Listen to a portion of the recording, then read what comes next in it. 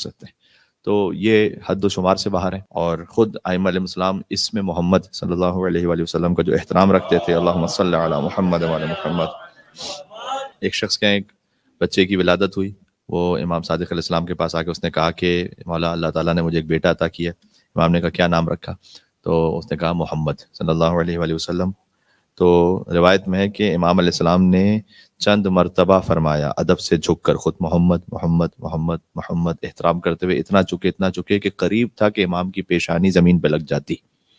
ایک طریقہ تھا، پہلے رائج زیادہ تھا، تھوڑا سا کم ہو گیا ہے، کہ جب بھی آپ کسی خطیب کی گفتگو کو سنتے ہیں اور خدا کے حمد و ثنا کے بعد درود و سلام کا موقع آتا ہے، اور جب خطیب یہاں تک پہنچتے ہیں کہ سیدنا و مولانا ابی القاسم محمد، تو معمولاً پہلے ہوتا تھا کہ بزرگ زیادہ تر اپنی گردن کو جھکا کر صلوات بھیجتے تھے، جو اب تھوڑا کم ہوتا جا رہا ہے. تو یہ جو ہم گردن کو جھکا کے حضور کے لیے ادب و احترام رکھیں، یہ فقط ایک رسم نہیں ہے، یہ سنت امام جعفر صادق علیہ السلام ہے. تو اس کا ہمیں خیال کرنا چاہیے. اللہم صلی علی محمد وعلی محمد. بلکہ پھر امام نے فرمایا کہ جس گھر میں بھی بچے کی ولادت ہو تو 7 دن تک تو اسے محمد ہی پکارو. اگر بیٹا ہے تو 7 دن تک، چاہے تم نے اس کا نام کوئی سوچ لیا ہے، اس کے باوجود بھی 7 دن اللہ سبحانہ وتعالیٰ کو پسند ہے کہ جس گھر میں بچے کی ولادت ہوئی ہے اس میں محمد پکارا جائے.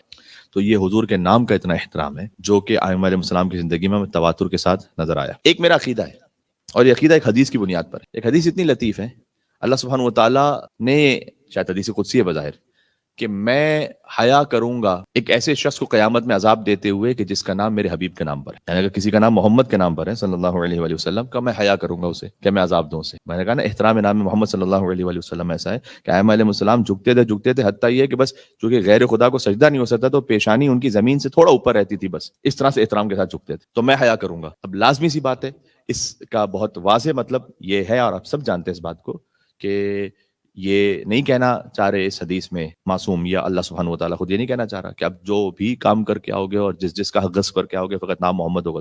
محمد ابن اشعث حضرت مسلم بن عقیل کا قاتل ہے، تو وہ تو نہیں بخشا جائے گا. تو جو حق الناس کو کھا کر آیا اس کو اس کا حساب دینا ہے اپنا.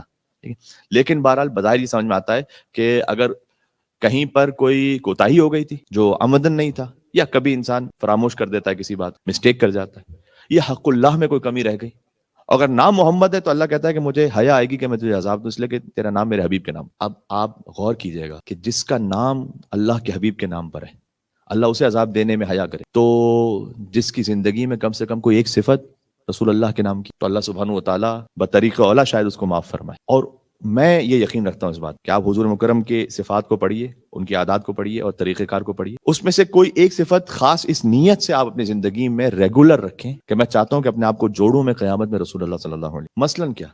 مثلاً سلام میں پہل کر، یہ حضور کی صفت. اب میں یہ نہیں کہنا چاہ رہا کہ آپ 1 دن 2 دن یہ کام کریں کچھ جوش میں وہ کیجیے، لیکن کسی کی زندگی کا روٹین ہوئی. کئی مرتبہ آسان نہیں ہے، کئی مرتبہ آپ نے 1 2 کو سلام کیا، اس نے جواب نہیں دیا، آپ کہتے ہیں یار چھوڑو کون منہ لے گا. آپ جانتے ہیں کہ فرض کریں کوئی شخص کسی کے دل میں کینہ ہے ہمارے لیے، لیکن گزر رہے سلام کریں، چاہے اس نے جواب نہیں دیا. کیوں؟ حدیث میں پتہ ہے کیا حضور ہی نے فرمایا کہ اگر تم نے کسی کو سلام کیا اس نے جواب نہیں دیا تو اللہ اس سے بہتر مخلوق سے تمہیں سلام کا جواب دلوائے گا جو آسمان کے ملائکہ ہے. مل کے صلوات بھیجیں محمد وعلی محمد علیہ السلام پر. اللہم صلی علی محمد وعلی محمد. تو ٹھیک ہے، اللہ تعالیٰ یہ اہتمام کرے گا کہ آپ کو اس سے بہتر مخلوق جواب دے گا. تو حضور مکرم کی عادت تھی سلام میں پہل کرنا.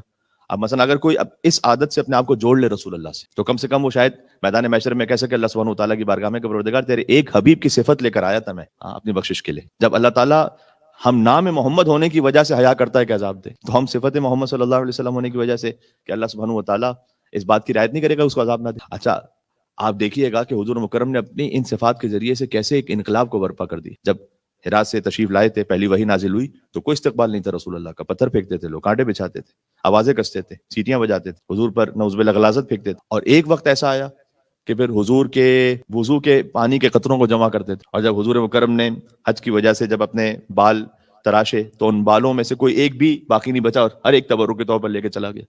تو یہ کیا تھا؟ اب حضور طائف پہنچے تو آپ جانتے ہیں کہ وہاں پر کتنے ان پر مصائب آئے اور لہو لہان ہو گئے تھے. یا ہمیں اسلامیات کی کتاب میں پڑھایا جاتا ہے کہ جب طائف میں حضور پر سنگ باری ہو رہی تھی تو حتیٰ ان کے جو نالین مبارک تھے وہ خون سے تر تھے. یعنی اس قدر مصائب کی کیفیت ہے کہ بیان سے باہر ہے. اب حضور مکرم طائف سے نکلے کچھ دیر کے لیے، جو بھی قریہ تھا وہاں سے کچھ دیر کے لیے نکلے تاکہ کچھ سستا لیں، کچھ آرام کریں.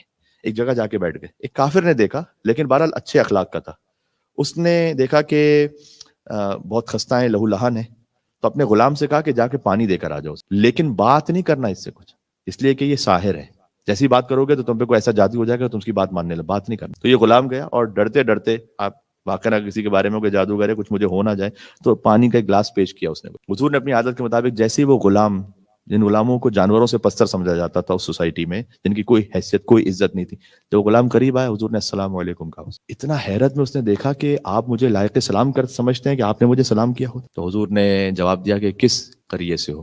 کہا نینوا سے ہوں۔ کہا اچھا میرے بھائی یونس علیہ السلام کا قریہ؟ کہ آپ یونس کو پہچانتے ہیں؟ کہ وہ بھی نبی خدا تھے، میں انہی کے تسلسل میں نبی خدا ہوں۔ بیٹھا اسی لمحے میں اشہد ان لا الہ الا اللہ و اشہد ان محمد رسول اللہ، ایک سلام پڑھنا، ایک صلوات کا حق بنتا ہے یا محمد علیہ محمد علیہ السلام۔